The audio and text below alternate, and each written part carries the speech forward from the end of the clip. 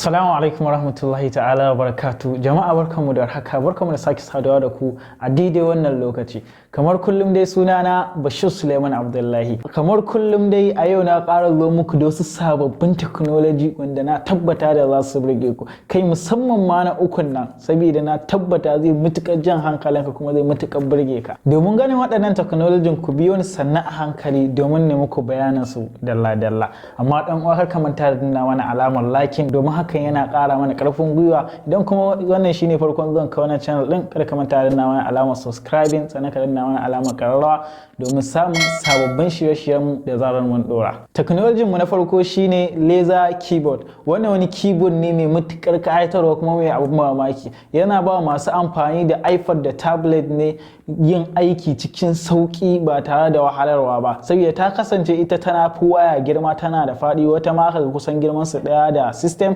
To wannan za ka yi amfani da ita ne da ka ɗora ta akan shi keyboard ɗin yana nan ɗan ƙarami, zai inga haska ma keyboard ɗin ne kamar projector akan teburinka ko wani abu ko da kan gado ne ma kana so kana kwance za ka ga yin amfani da ita, yana haska ma kana tattabawa kana typing ɗinka a jikin wayarka cikin sauki kamar masu amfani da system.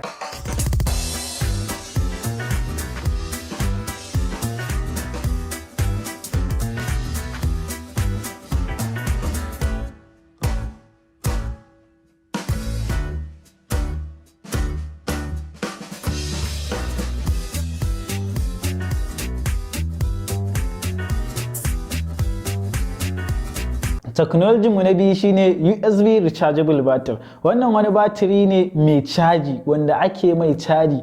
Kamar da kuka san batiran irin namu na gida na gargajiya irin su Kachibu, to shi ma wannan kamar haka yake. Amma wannan bambancin sa da shi in ka siye shi in ya kare ka ga kasa daukar shi za ka caza shi kamar yadda kake caza wayarka ko kuma kake caza power bank ɗinka. Wannan na tabbata da ƴan uwa, na tabbata da al'umma za su ji daɗin shi sosai da sosai saboda da zai sauƙaƙe musu yawan siyan batira da suke yanzu gashi sun ƙara kuɗi amma me kuma ba su da quality irin na waya.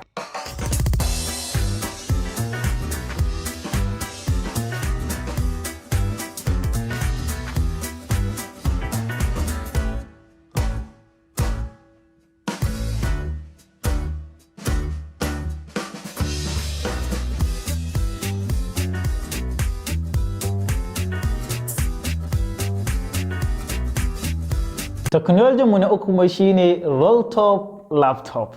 Wannan wata kwamfuta ce ko kuma ma in ce ma waya, saboda duka abubuwan nan guda biyu ta haɗe da alokai ko ma in ƙara ma in ce kuma kamar ma speaker. Saboda in ka ganta haka sai kai tunanin speaker ce, to amma laptop ce. Za ka iya amfani da ita a matsayin laptop, ka buɗa ta ka wannan ɗinta ta zama ma kamar laptop, ko kuma ka buɗa ta zama ma iPad ko kuma in ce tablet, kai aiki da ita cikin burgewa cikin nishaɗi saboda na tabbata ba kowa ne ya santa ba.